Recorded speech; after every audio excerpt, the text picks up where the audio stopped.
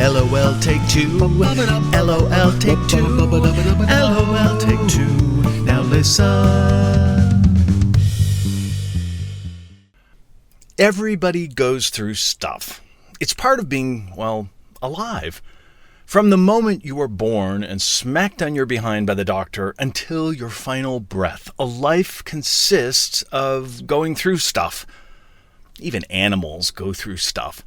They just haven't perfected the art of complaining about it like we humans have. But then we wouldn't have the great art or movies or songs or podcasts for that matter if we didn't have stuff to whine about. Can you imagine the songs dogs would compose based on going through their stuff? The master's had a few and is eating peanut butter from the jar. Or, what is floating in my water dish? Or, I lick 'em because I can. Not all life stuff is bad, obviously. Some stuff is great stuff. Love, adventures, good fortune. Other stuff is just annoying stuff. Audience members singing at concerts. Sentences containing multiple instances of the words like and literally. Line cutters at Costco sample stations. And hopefully, over the decades, we use our experience to hone our ability to discern what stuff we need to truly worry about and what stuff isn't worth our energy. Fortunately, I don't have a high threshold for the bad stuff. Not that I can't tolerate bad stuff. Oh, you bet I can. But when something is really upsetting me or making me mad, I find I soon grow very tired of it. This is something I like to call anger fatigue. And it eventually forces me to put on my big boy pants and make some changes. I know people who reach this threshold but stay angry for years, for decades. They seem to relish their bad stuff and never get anger fatigue, though they seem to bore everybody else with it. Thankfully, I don't seem to get happiness fatigue. My mom says I was a happy kid by nature, and in watching home movies when I was just a couple years old, it appears I was. My parents didn't have a pot to piss in. We were living in student housing at Iowa State University, which looked like Gomer Pyle metal army barracks, and my folks' weekends consisted of staying home and taking care of little Tony. Dinners were Swanson chicken pot pies and Kool-Aid. I didn't know we were poor. In the movies, there were always gifts under the Christmas tree and relatives around giving me love and attention. And that's all kids want. Hell, isn't that what we all really want?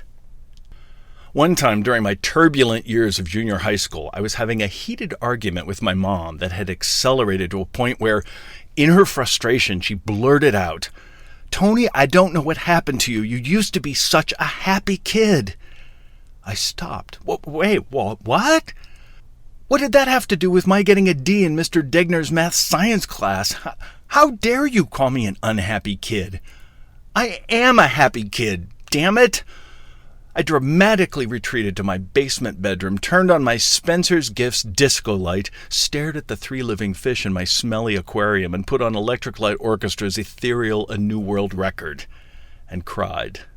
Okay, I sobbed. Mom was right. I wasn't happy. School sucked. I was being bullied. The guys at Boy Scout camp last summer, when we were showering after swimming lessons, had said my privates looked like a frog. The unhappiness had crept up on me, taken hold, and was in full swing, and now I was going through some bad stuff. Ta-da! Cue anger fatigue. Several years ago, I was having a couple of off years in show business. It happens. My job was grating on me, and I'd put on a few pounds. One night, we were going to see something at the music center, and Bill turned to me and said, "Are you out of sorts? You seem like you are lately." I was taken aback, but of course he was right. Again, stuff had crept up on me. I said, "Yep, I'm not sure what is going on, but I'm going to think about it." And I did. Cue anger fatigue. Over the years, I've discovered that I'm good at solving puzzles, figuring things out, looking for patterns, dreaming big, but then breaking the goal down into its components and knocking them off one at a time. That's certainly why I love lists. I admit it. I thought about writing a self-help book called List Your Way to Happiness. Yeah, there's probably a support group for people like me.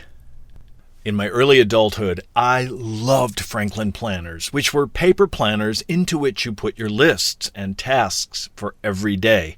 By the end of the year, you had a binder filled with every anal retentive detail of your life that year. I had 2 full shelves of these binders. Once I went digital, I couldn't bear to throw away all this valuable information from a couple of decades of my life.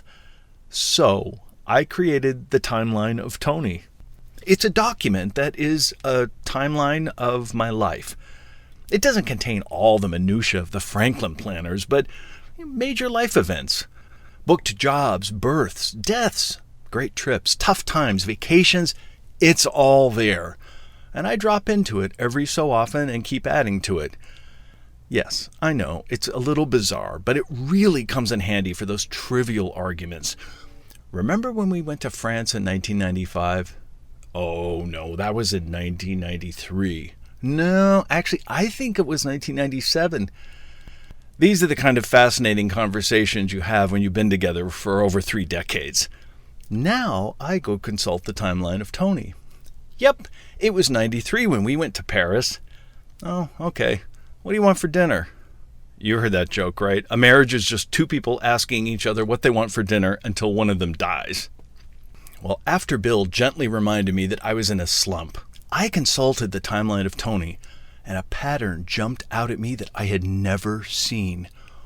Oh my God, I have had one of these slumps in my life every 7 years. Everybody has ups and downs, but I'm talking about a major slump that finally triggers a big ol' anger fatigue moment. I was so pleased with myself for discovering this. It was like I had found the cure for polio, and I called this phenomenon my 7-year bitch. We've all heard of 7-year itches, but this was much more encompassing. How could I have missed this pattern all these years? I had one in 2007 after I realized that Scattering Mother, the feature film I had written and produced and put my heart into, wasn't going anywhere. 7 years before, in 2000, we spent the entire summer picketing during a horrible TV commercial strike that changed our careers forever. I had one in 1993, 1986, and on and on. I suddenly remembered when I was 7 years old. We were living in Keokuk, Iowa, which is a little river town in the southeast corner along the Mississippi. I don't remember anything particularly awful that year, except that I was really glad to be done with the first grade and our teacher, Mrs. Peterson, who made us kiss her on the cheek when we left class every day. I was only 7, but I still thought that was kind of creepy. Thankfully, a new teacher had just started at Garfield Elementary, and I had her for the 2nd grade. Her name was Miss Carol Hellenthal, and she was young, pretty, and so glamorous. She had curly brown hair, dimples, and beautiful laughing eyes. And the best thing about Miss Hellenthal was that she adored me, and I adored her. I felt we had bonded, and I wouldn't have even minded kissing her on the cheek every day. For the school's fall open house, we were making a couple of life-sized paper versions of students that would be sitting at our desks when our parents visited. They were made from brown paper, were stapled around the edges and stuffed with paper, and looked like life-sized gingerbread people. I was a pretty good artist, and Miss Hellenthal entrusted me with being in charge of painting one of the fake students. And the other kids were standing around me while I painted his hair and eyes. I have no idea why, but I reached for the green paint, loaded up my brush, and proceeded to paint the student's face bright green. The more I painted, the more the kids laughed, which encouraged me. Suddenly, Miss Hellenthal stood towering over me and screamed, "Tony, what are you doing?" The kids immediately stopped laughing. I came out of my Picasso haze and realized I had ruined this fake student. Why had I done this? I don't know. But now Miss Hellenthal was furious with me, as were the other kids. There was no time to make another student, so they painted white paint all over his green face. My fake student now looked like he was doing a minstrel show or recovering from some ghastly illness. And the worst thing was, I felt I was no longer Miss Hellenthal's favorite, and I was so upset. My life suddenly sucked, and I didn't know what to do. Cue anger fatigue. As it happened, a few weeks later, we were visiting my grandparents for the weekend, and I saw my first live play that my uncle was performing in at the Sioux City Community Theater. Something clicked that night, and all my 7-year-old angst and out-of-sorts feelings vaporized because I realized somewhere inside me that I was destined for a creative life, whatever that meant, and my whole focus changed. I even got back in Miss Helenthal's good graces during the following months by organizing a puppet show with our class.